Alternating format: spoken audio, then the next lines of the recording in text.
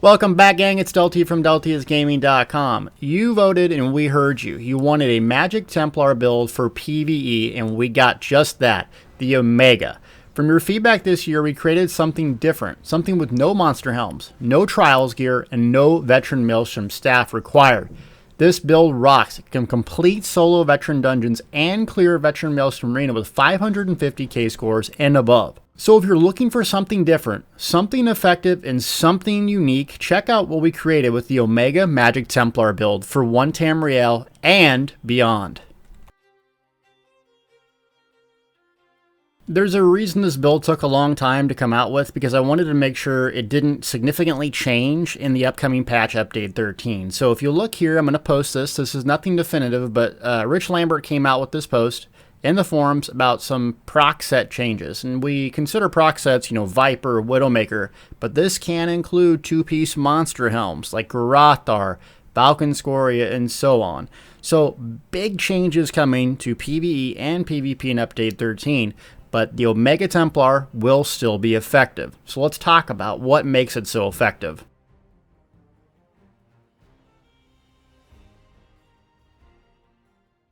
Okay, so we're going to go over the gear first, since that's kind of what makes this thing tick. And we're going to use two 5-piece sets. One can be crafted, and then one can be obtained in Overland. So you don't need any DLCs, you don't need to do trials to operate this build. Number one is Twiceborn Star. Crafted set, 9 trait in Craglorn. So you're going to want to run the Thief and the Shadow to optimize this build. It increases your crit rating and then your crit hit damage, which goes really nice with the Templar, since we get a 10% increase to our crit hit damage for slotting the Adric Spear ability. For folks that don't have access to that crafting, there's also another Overland set called Mother Sorrows that you can get in Deshawn. Basically, it's kind of a poor man's version of Twiceborn Star. You're going to run the Shadow Mundus Stone with this, but you're going to miss out on the health and the stamina extra 2-piece benefit. So you can still run something very, very similar if you don't have this. The second set is Withered Hand. If you haven't seen my video about that yet, I would check it out. Really good sustain, nice healing, and it gives us another max health. So we're sitting at almost 20,000 max health, wearing 5 light, 1 heavy, 1 medium, and at 42, almost 43,000 max magic on our back bar. So it gives us a nice balance of max stats, and it's very forgiving for newer players that don't want to run 16, 17k health and basically get one shot to mechanics. You're going to want to run Divines on all the traits. In this set, you can get an Alakir Overland set. You can also buy it from the traders if people have it posted. You're going to want to run all spell damage enchants, but if you're below, let's say, about 400 CP, it'd probably behoove you to put one spell magic recovery on this as well. And we're going to use a crafted destruction staff. No, not VMA, just whatever you can get crafted sharp. And I don't even have a set bonus on this thing. I do use poisons on this build. Usually poisons that you want to run is something that gives you back health and does poison damage. You can basically craft a tripod and then reverse the effect with the poison, so you get back max health, stamina, and magic. It's kind of expensive, but it's a really solid poison for resource management. Then you have to ask yourself, do you want to run Destruction Staff, or do you want to run Willpower Swords? Willpower from Imperial City, you can get this. If you don't have Imperial City, Vicious Death has a nice 2-piece because it's spell damage, or even you can craft Kagrenax 2-piece for max magic as well. Not going to be as good, but it's something that you can get for substitution. Don't forget to get those weapon enchants on there, spell damage and the flame damage. So Destruction Staff, why I chose this for my primary damage tool over dual wield, and I'll show you how to operate this for trials if you want to step it up. Basically, it's really for the passive here in Destruction Expert magic. When you equip the Destruction Staff, you're killing a target with the sucker. It includes your heavy attacks, light attacks. That's really, really important, because to stay on a Magplar, it's not like a Magic Slurk or a Nightblade where you basically have infinite resources. You really have to build something around resource sustained magic, because you run out of gas, you're done for. So we're going to be using that. We can also use poisons and its range. Very, very helpful for sustaining our resources. Now what we do is we put dual wield on, because the passives here, dual wield, twin blade, and blunt, increases your swords, increases your damage flat amount. Using 2, obviously 5%. So what we do is we have our big, huge execute beam on our back bar, so it scales off of max magic. Thus, we get about 3,000 more max magic on our back bar. We're doing a lot more damage with our beam. But our dots up front on our destruction staff is an easy rotation, easy to maintain, and doesn't require tons of bar swaps. So it's just easier and more efficient to learn. So the gear is pretty simple, and so too is the skills, so let's go over that next. So Destruction Staff, crafted, Rando 1. Now, there's 2 dots that we need to maintain. The first dot is Reflective Light. So we want to take this morph because almost every fight is AoE. There's very few fights in the game, specifically VMA, that's just actually just pure single target. So it adds the possibility of hitting 3 targets, makes it worthwhile. The spell critical is a bit redundant since we already have our spell critical for Inner Light. We're going to slot this because it just gives us a huge max magic boost. Max magic, spell crit, no brainer. You're going to double bar that so it doesn't go on and off. 6.5 second dot. This is going to be our secondary dot that we're going to maintain, and that's from the Dawn's Wrath skill line. It gets the added benefit of giving us minor sorcery and anyone else in our party, though this is a solo build, so you're going to run around about 25% more spell damage due to the potions we take and then using this. Also, it's going to give us a lot of ultimate every 6 seconds. So casting this on cooldown every 6.5 seconds is really good for damage and sustained and generating ultimate. Our primary damage over time effect is Unstable Wall. Now, Unstable Wall versus Blockade. Both are really good. This has a 6-second duration, so it's kind of easy to maintain both of these together. Since I've been playing consoles more, I have to rely on visual effects more than just buff timers. So it's just easier to know I cast my Blockade, then I cast Reflective Light, or vice versa. I'd recommend casting Blockade first. The reason why is the explosion. So the explosion doesn't happen just once, it happens 3 times at the end.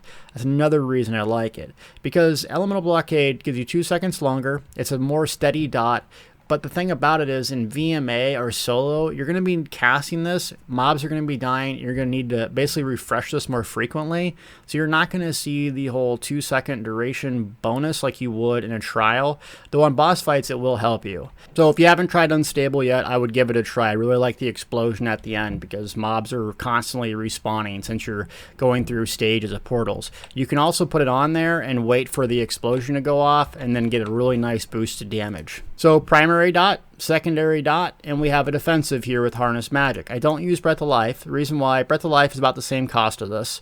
This gives us a second to think. So it's a huge damage shield over 6 seconds. And basically, our Puncturing Sweeps, our main spammable single target ability, is going to heal us. So we don't really need a heal because your health will be yo-yoing all the time if you use Breath of Life and you're not relying on this. Because this thing, you can basically get hit over and over and over, and it's not going to go down. So if we put this on, we get 6 seconds, right? But would have used Breath of Life there, the advantage of Breath of Life would have been gone within the first few seconds. So that's why we use Harness over Breath of Life or some other type of heal. Puncturing Sweeps is going to be our main spammable single target ability. So you can use this in AoE situations if mobs are stacked up, but it does magic damage. It can proc Burning Light, giving us that burst damage over time. It's a channel and it heals you. Plus it snares. It's just an incredible skill. What determines when and how you use this is basically if your dots are up, your buffs are up, this is what you rely on to attack. If your dots are down, focus on maintaining your dots more so than just sitting there spamming this. You should only be using this 2, maybe 3 times max before you go and apply your buffs. So on our back bar, we have our AoE specific ability, and that's Blazing Spear. The downside about Blazing Spear playing solo is you don't get healed from using it. Costs a little bit more, but the radius is fantastic, 8 meters. So if there's 3, 4 mobs and they're all in a circle, this is what you would use for DPS. Another thing undervalued about Blazing Spear is that it does actually really good single target damage as well. So when you cast it, leaving it there, all those little ticks of damage will proc Burning Light. So when you go to your back bar to cast some buffs, always do a Blazing Spear before you bar swap. I'll show you a little trick on that in a second. Our next ability is Ritual of Retribution and Restoring Light. It does great damage in AoE, not so good in single target, but it gives us healing and it procs major mending. So I pretty much always leave this down, and it's 12-second duration. So a simple way to think about this is 12-second here, 6 seconds here, 6 and 6. So basically you're going to do a Reflective Light blockade to 2 of those to every Ritual of Retribution. Simple as that. Channel Focus, major resolve, major ward, but really it's for sustained. And it also procs major mending. Thing about Channel Focus you need to know is that you can move out of it and come back in and refresh the buff and the duration. So don't put your house down and go, oh, I can't move out of here. Well, yeah, you can. Just remember, every 8 seconds you need to come back there to get the buff. And that's going to be great for our sustain. We got Puncturing Sweeps, main spammable. AoE spammable, and then we have Radiant Glory. Now, PvE Trials, you're going to want the other morph, obviously, because it's going to be more damage. But for solo, the healing on this is just spectacular. Same with PvP, so I really like this morph. What you're going to do is use this ability when the boss is below 40% health. That's the threshold where this becomes optimal. From 40% health to 30% health, you want to use Unstable Wall, and you want to use Reflective Light. So when you're done beaming, if these 2 things are down, cast them. Then go back to beaming. From 30% to 20%, it's more effective just to use Unstable and let Reflective fall off, and then go back to beaming. 20% and below, the best bet is to beam, just straight on beam. That will be the best course of action for your damage. So 40 to 30, 2 dots, 30 to 20, 1 dot, 20 below, just beam. So if we were going to do this, and I'll show you this more in greater detail later, but this has 100k, so we're going to use a Spell Power Potion. And usually on my max magic, I will empower my Blazing Spear to hit first. I throw it, then I bar swap. And then I go back, charge a heavy, blockade, reflective, and I'm light attacking in between, and beam. And, I mean, obviously that was no time at all, but that's pretty much how you want to do it. So a couple things to notice on the rotation is bar swapping and animation canceling 2 long abilities. Basically the way to do this is light attack, ability, block. And when I say block cancel, you're basically clipping that animation so it doesn't go that huge long duration, see? You click the button and then you block right after it. You can also click the button and bar swap. It does the same thing. Remember, time is money. Time is just as valuable in DPS. So what you're trying to do is do that to 2 specific abilities, Blazing Spear and Blockade. When you go in to do a blockade, if you're about to cast your Ritual of Retribution, use Reflective Light first, then Blockade and bar swap. Then replace your Ritual of Retribution down. You can block cancel that, so you're the guy who just basically flinches. You're not cheating or nothing, you're just saving time. And then you want to do Blazing Spear, but you want to bar swap immediately when you click the button. So you hit it, see? Why do you do that? Saves time. Otherwise, you have that long-winded animation. Make sure, if you're doing this PvE DPS, I highly recommend to turn the ground, quick ground targeting on, not automatic, on. So you can do that a lot faster. So back bar, see? Bar swap. And it takes a lot of time to get good at this. I'm not perfect, but you want to make sure you're practicing those things to really increase your DPS to like a whole new level. So once again, we'll just do this again. And I'll just show you the dots, basically. Fully charge heavy, blockade, and beam. So that's it. You see the unstable wall blew up there 3 times. A very easy rotation, very forgiving. Essentially, if you're in trouble, you're going to use Harness Magic and then go up to them and use Puncturing Sweeps to heal.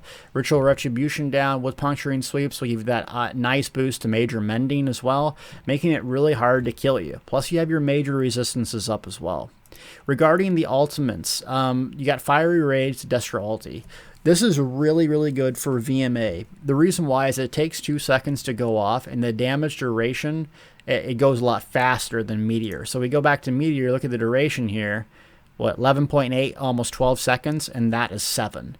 So Shooting Star is great, pure single target, but most fights, well, there's AoE. And what you can do is load up your damage as the boss is spawning. So what you do is you get your buffs, use your potion. I usually empower my spear. I bar swap, and then as soon as that portal turns white, I do this, And then I fully charge a heavy, boss comes out, and what happens is the damage starts going, unstable starts ticking, and it blows up with the reflective light, and you just get out the gates with a huge, massive damage boost. And then you can go into sweep, so you can continue to basically get self-healed. Then you basically reapply your dots one more time and beam, and typically the boss is dead. And that's how you do the rotation.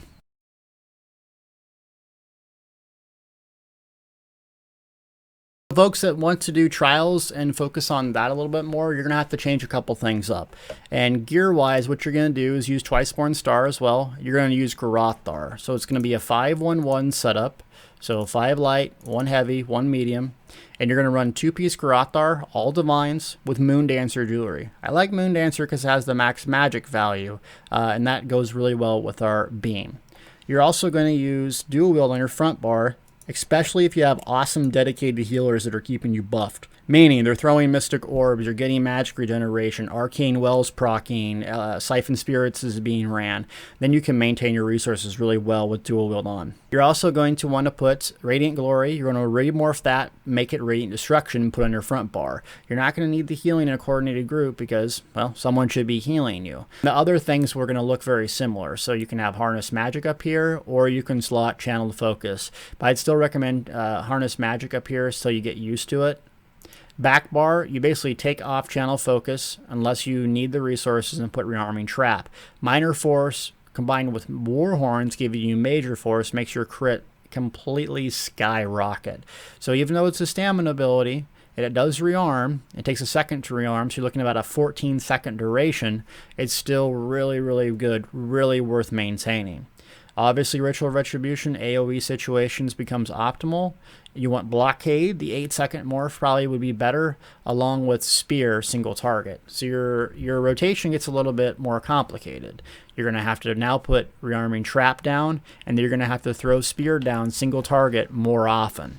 But if you do that, you can hang out with the big boys in terms of DPS.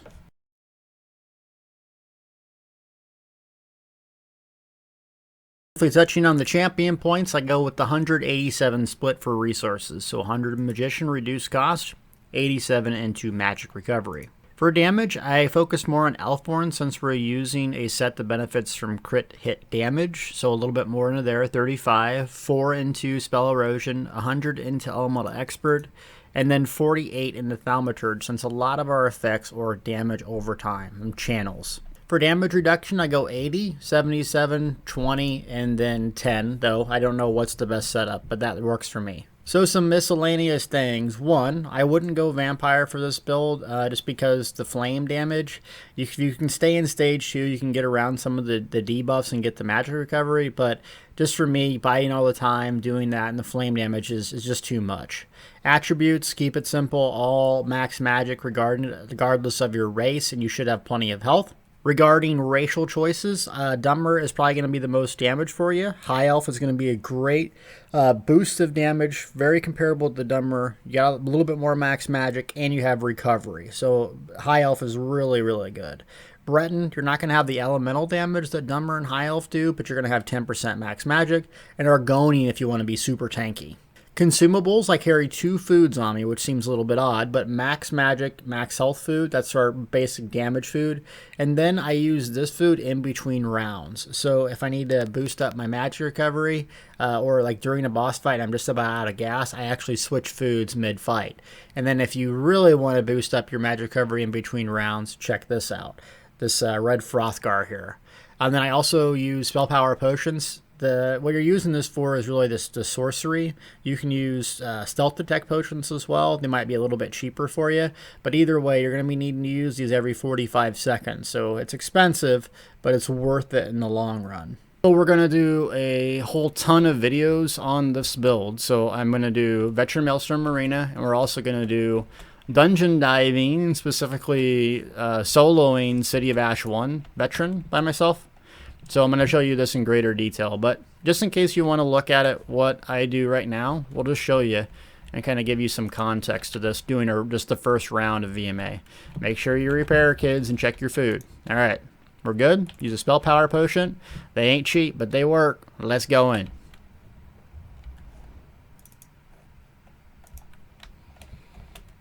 Okay, so I haven't memorized all the spawns like Jason Gill, but those guys are really good. So I would recommend their channel for all the perfect spawns.